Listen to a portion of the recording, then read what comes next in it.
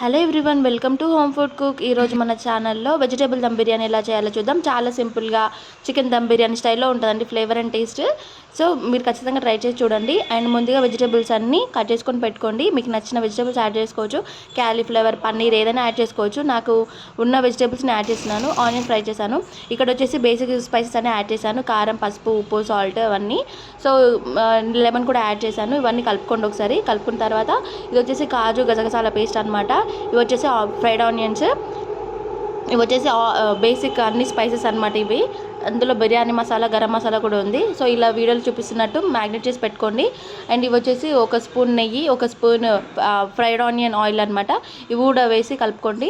Next ఇది వచ్చేసి curd add చేస్తున్నాను. ఇవి కూడా బాగా కలిపిన తర్వాత ఆనియన్స్ స్మాష్ చేసి మంచిగా మ్యాగ్నెట్ చేసి పెట్టండి. నెక్స్ట్ రైస్ కోసం వాటర్ పెట్టుకొని 1 టేబుల్ స్పూన్ అల్లం వెల్లుల్లి పేస్ట్, హోల్ స్పైసెస్, పచ్చిమిర్చి అండ్ సాల్ట్, కొంచెం 1 టేబుల్ స్పూన్ ఆయిల్ వేసేసి కలుపుకోవాలి. కలుపుకొని మూత పెట్టుకోండి. ఇవి వచ్చేసి రోల్ బాయిలింగ్ అయ్యేంత వరకు చూసి నెక్స్ట్ మనం ఇక్కడ రైస్ యాడ్ చేసుకోవాలన్నమాట. ముందుగా హాఫ్ అన్ అవర్ నానబెట్టుకున్న బాస్మతి రైసెస్ యాడ్ చేసుకోండి. దీంట్లోనే కొత్తిమీర కూడా యాడ్ చేయండి. యాడ్ చేసి మంచిగా కలుపుకొని మూత పెట్టి ఉడికించండి. 70% ఉడికిన తర్వాత చెక్ చేయండి ఒకసారి. 70% చాలు. 70% ఉడికిన తర్వాత నేను ఇలా వాష్ చేసుకుంటాను. మీకు ఎలా కంఫర్ట్ ఉంటే అలా చేయండి. నెక్స్ట్ రైస్ మొత్తం చల్లారనికి ఒక బేసన్ తీసుకొని రైస్ మొత్తం దాంట్లో ట్రాన్స్ఫర్ చేయండి. నెక్స్ట్ కర్రీ కోసం ఇక్కడ ఒక టమాటా తీసుకొని, ఎందుకంటే బిర్యానీలో గ్రేవీ మంచిగా అవుతుంది అనమాట. సో టమాటా నెక్స్ట్ ఉడకడానికి నేను ఇక్కడ బేసిక్ స్పైసెస్ యాడ్ చేస్తున్నాను. కారం, సాల్ట్, అల్లం వెల్లుల్లి పేస్ట్, కొత్తిమీర అవన్నీ చూసి వేసుకోండి. ఎందుకంటే మనం ఆల్రెడీ వెజిటేబుల్స్ మ్యాగ్నెట్ చేసేటప్పుడు వేసుకున్నాం కాబట్టి ఓన్లీ టమాటా కోసమే స్పైసెస్ అన్ని యాడ్ చేయండి. టమాటా ఇక్కడ ఉడికిపోయింది. నెక్స్ట్ మనం ఇక్కడ ఆల్రెడీ మ్యాగ్నెట్ పెట్టుకున్న వెజిటేబుల్స్ అన్ని దీంట్లో ట్రాన్స్ఫర్ చేసేసుకోవాలి. ఇప్పుడు వెజిటేబుల్స్ అన్నీ చక్కగా కలిసేటట్టు కలపండి. కలిపేసుకొని మూత పెట్టేసి ఉడికించుకోండి.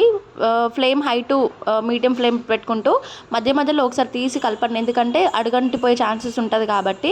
కలిపిన తర్వాత ఇవి వచ్చేసి ఒక 50% ఉడికితే చాలు. ఇలా చేయడం వల్ల మనకి బిర్యానీ అనేది తొందరగా రెడీ అయిపోతుంది అనమాట. ఇక్కడ వచ్చేసి నాకు ఉడికిపోయింది. కర్రీ 50% ఉడికిపోయింది కదా, 1 లేయర్ నేను రైస్ వేస్తున్నాను. దానిపై నుంచి fried onion oil 1 table spoon వేసాను అనమాట.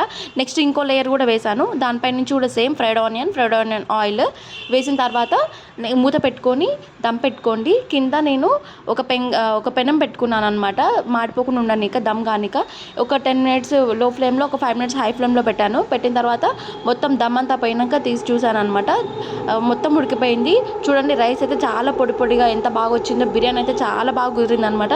మీరు కూడా ఖచ్చితంగా ట్రై చేయండి. ఎలా వచ్చిందో కామెంట్ బాక్స్లో చెప్పండి. అండ్ మీరు ఏమైనా సజెషన్స్ ఇవ్వాలనుకున్నా నా కామెంట్ బాక్స్లో చెప్పండి, నేను ఖచ్చితంగా తీసుకుంటాను. Thank you for watching. Please do support my channel and don't forget to like and subscribe. Thank you.